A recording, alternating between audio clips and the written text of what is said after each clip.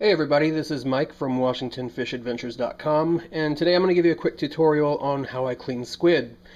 So it's late December in Washington, Puget Sound, and this is a fantastic time for year. This is the best time of year to go squidding. This year they were really big. I went out this morning. I was the only one crazy. Well, there were a few other guys, but I was the only one out of anybody I know crazy enough to be at my local pier at 4:30 in the morning, getting ready for high tide. And that's the time I like to target them best, is high tide. So these can be caught at any local pier, saltwater pier, up and down the West Coast. Oregon has them, California has them.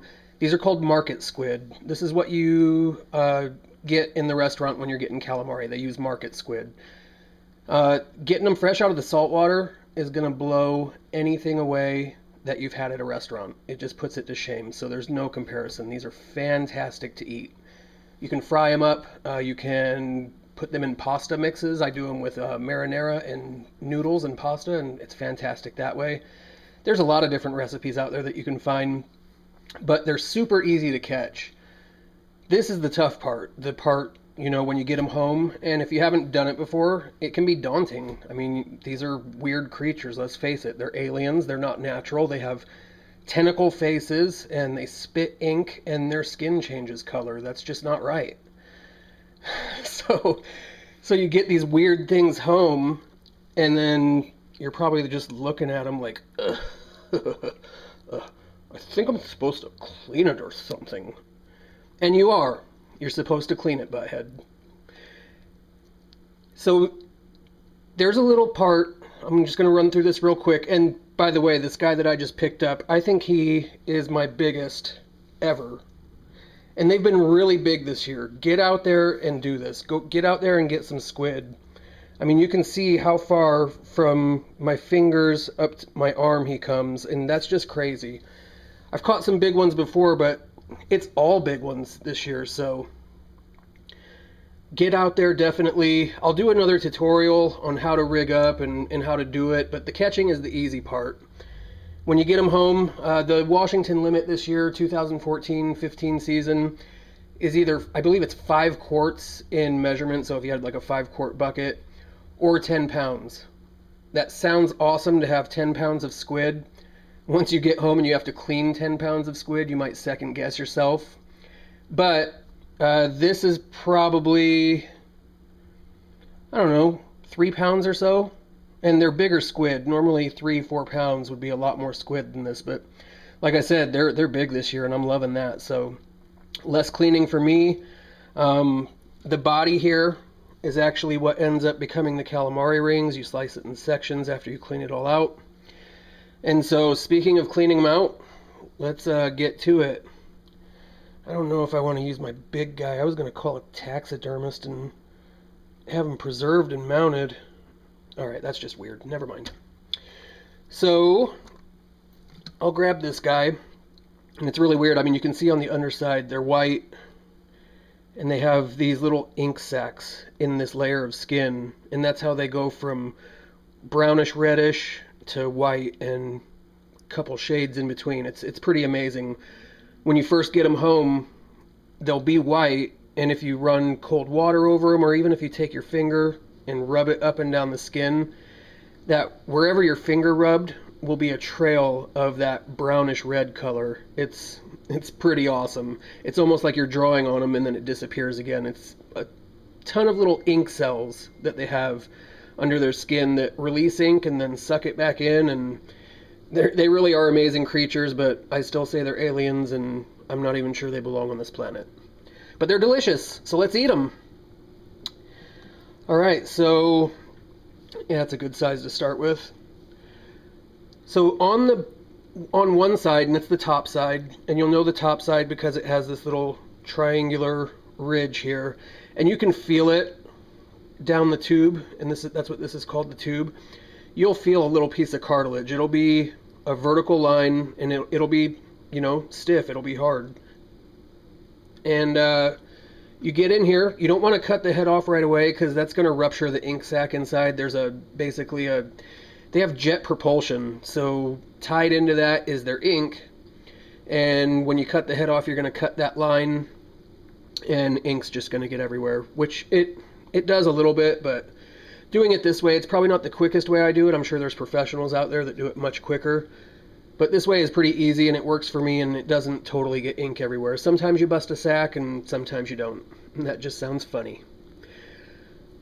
Alright, so back on the side that has the cartilage, start at the top, and just kind of through the meat or through the skin, kind of get in there with your thumb to get a hold. You want to get underneath and get a hold of that cartilage. And I actually run my finger along, once I get it in between the meat and the cartilage, my finger, I run it along the inside to kind of break that cartilage away from the inside lining of the tube, and then it just pulls out. Kind of get your thumb in there, get a good hold of it, and then it pulls right out. And so it almost looks like a feather. It's just a clear piece of cartilage that, you know, runs up and down, and that's how they don't, you know, collapse in on themselves. They do have one piece of cartilage. So again, that is totally unnatural and ungodly, and I don't believe this creature should exist, but it does, and it's delicious, so we're gonna eat it. So once you have the cartilage out, you can make arts and crafts with the kids, or you can just throw it away, and I'll throw it away. So then you're left with, you see the head popped out, and then you can pretty much gently just tug and get everything out of there in one motion.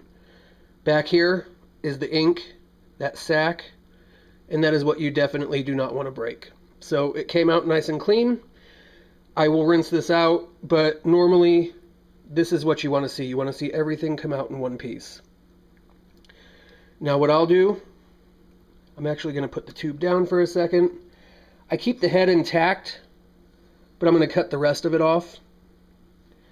So, you know, get a somewhat sharp knife, go back to where you can cut through that easily, and that stuff can go bye-bye. And then you're left with the tentacles. You definitely want the tentacle cluster. That's fantastic meat. So I'll show you how to process that here in a minute. What I normally do is I'll set them over here on my cutting board and get a nice little pile of heads going so I can process them all at once. And I kind of like to see a pile of squid head on my cutting board because, well, I've got issues. Alright, coming back to the tube. So it's all empty now. I'm going to give it a quick rinse. Cold water. And speaking of water, when you're out at the pier with your bucket or cooler or whatever you're going to keep your squid in, you want to keep some salt water in there. Do not do fresh water, and don't just put them in a bucket dry. They'll die, they start to deteriorate fairly quickly. So whether you have to dip your bucket at the beach before you walk down the pier, or whether you bring a piece of rope to tie to your handle and then lower it down into the water, make sure you have some salt water, some fresh salt water in your bucket. Alright, so we have the tube now. Some people keep the wings. I personally, I don't. I have before, but normally I just tear them off.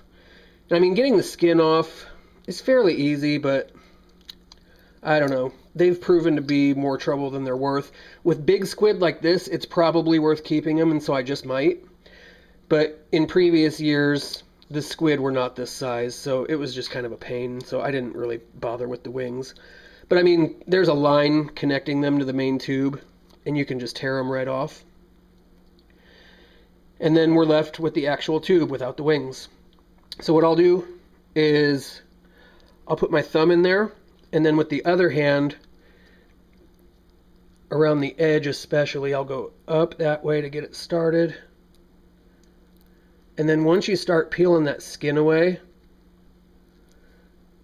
it's going to get to where it just, and that's what I do, I go around the perimeter and just get it started around the perimeter, and then it's easy from there. So now I've got it, started around the whole perimeter. Now you can just roll it off. Just take your hand and it rolls right off. Bam, skin, white tube, Ready for some calamari. It's my best attempt at an Italian accent. I think it was an epic fail, but you're stuck with me. Alright, so just getting these last bits of skin off of here. I mean, the skin's not going to kill you if you eat it. Some people cook these things whole with the, the innards in them and everything. They have ink spaghetti. I've heard of it before. I've never personally done it myself, but rinse that out. Alright, perfect. So we're left with a nice clean white tube. That's going to be your calamari. You're going to slice down and make it into rings. Pat it dry. What I actually do with my meat, and you see this dish over here that I have, I actually throw it in a dish and put garlic salt over the top of it, and then either distilled water, or if your water doesn't have chlorine, great, use it. If your water has chlorine, use distilled water or filtered water or something without chlorine in it. And I'm going to process, normally, like I said, I get my sick and twisted squid head pile going on my cutting board, but for sake of the video and showing you guys how I do it, I'll just process this one. So you have your head. They actually have a beak, another unnatural feature. I mean, how many animals mixed together is this thing? They have a beak in here, so you got to get that out. So what I do is I cut, there's a chunk of muscle right here ahead of the eyes, between the eyes and the tentacles. So basically I cut right in front of the eyes. So get a sharp knife right in front of the eye and right through that muscle straight down.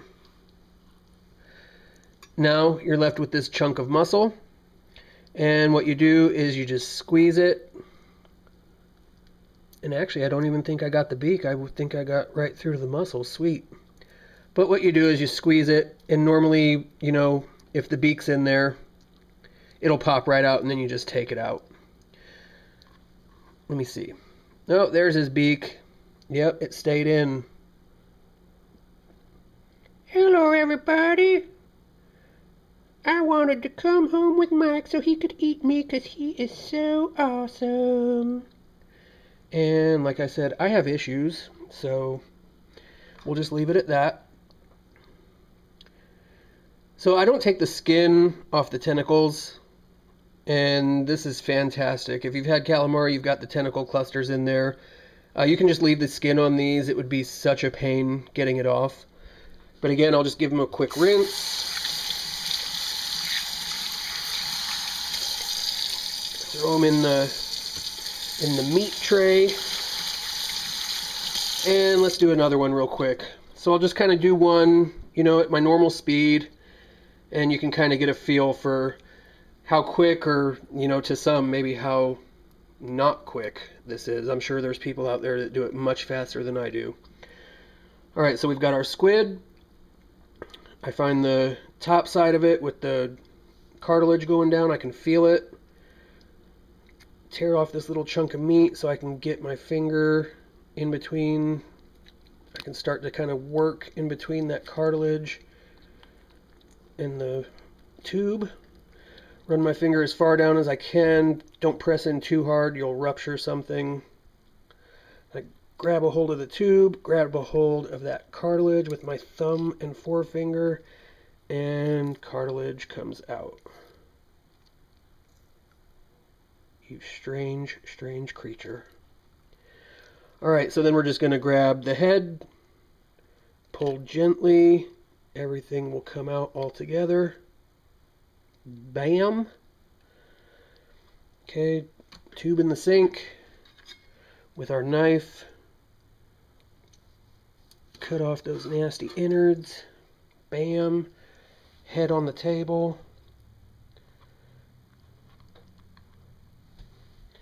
And coming back to the tube.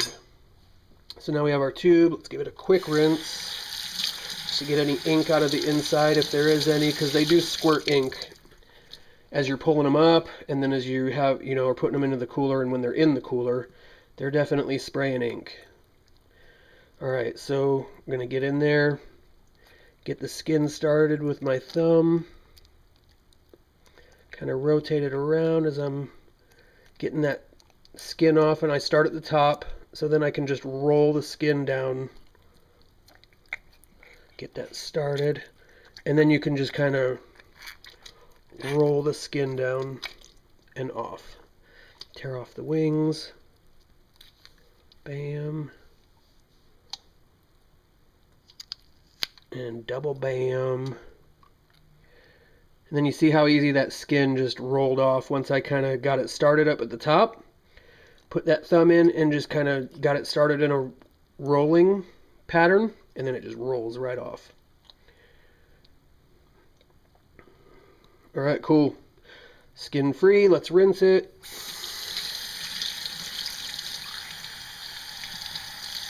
Alright, into the meat tray.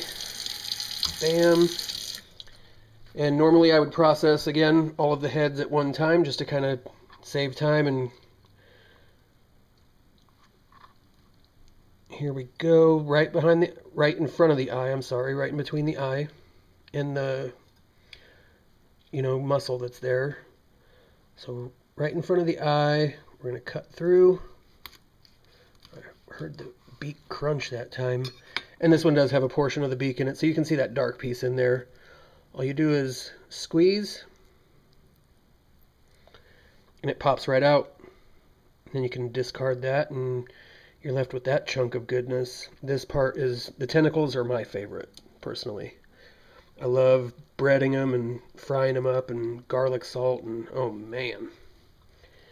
Let's rinse that bad boy off, and again, don't worry about taking the skin off the tentacle clusters.